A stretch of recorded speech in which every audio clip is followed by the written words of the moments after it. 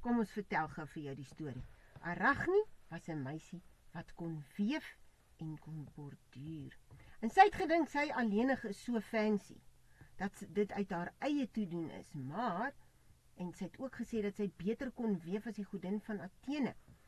Nou, die godin Athene verskyn toe aan Arachne, om vir haar te sê dat sy nie so snaap moet wees nie.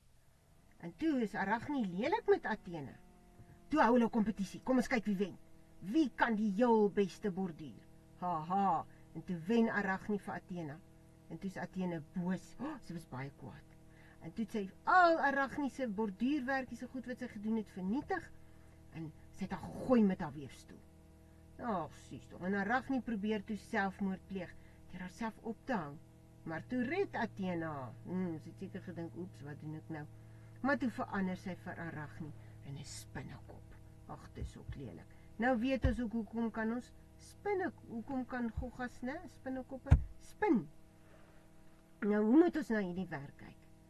Dis nou mooi oudelike cute storieetjie, maar wat sê dit vir ons? Sy praat oor die lyding en om alleen te wees van mense.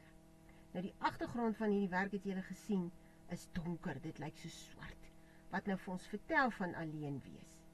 Nou, die lusse, wat die selfmoordwapen dan nou was, het wou haar as instrument tot kreatiwiteit en al die weef van die spinnerakke gebruik. So, die hele idee van dat sy nou kan spin, né? Dit is 'n kreatiewe proses. Ek dink julle het almal die ou storie van die varkie gesien met die spinnekop wat die woordjies vertel.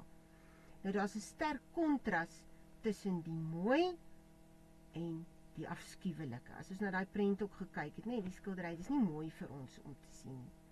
So, die gesag wat daar is op mense, word aangespreek, want die hele idee van hoe Athena met Arachne omgegaan het en andersom.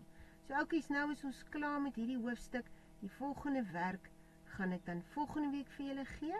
Ek hoop julle het hierdie van die Grieke en die Romeine saam met my geniet.